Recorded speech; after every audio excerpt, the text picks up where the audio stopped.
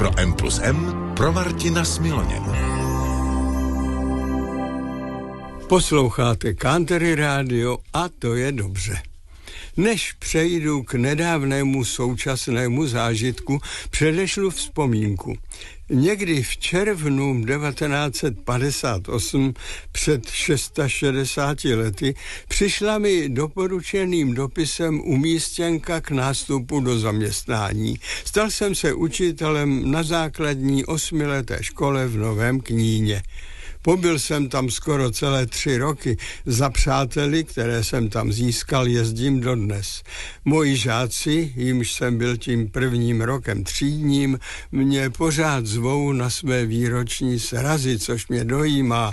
A letos v březnu jsem se dojal znovu.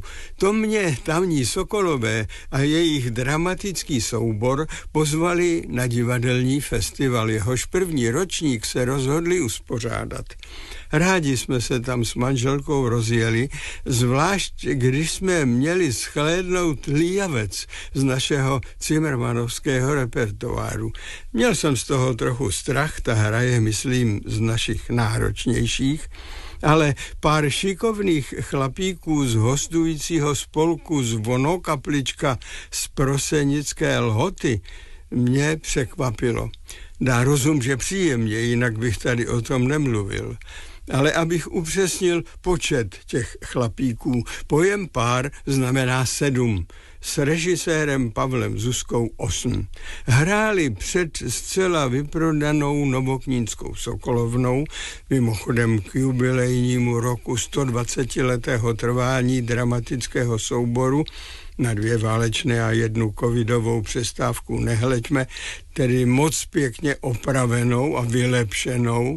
A třeba, že mi později přiznávali, že napjaté nervy s nimi cvičili parádně, nebylo to na nich nijak znát.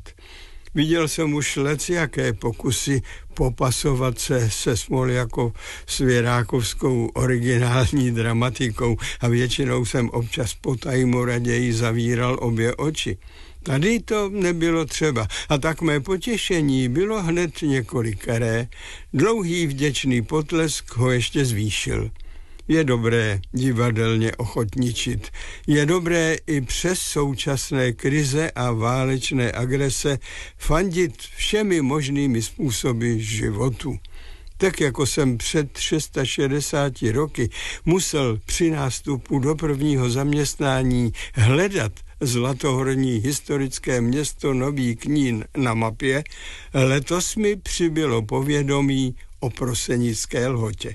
A spojení s mnoha lidmi, kteří se nemíní vzdát žádnému škarohlídství, ať na nás dělá bu odkudkoliv. No a teď předám mikrofon Martinovi. Jeho legenda o Bonnie a Clydovi nemá k divadlu daleko.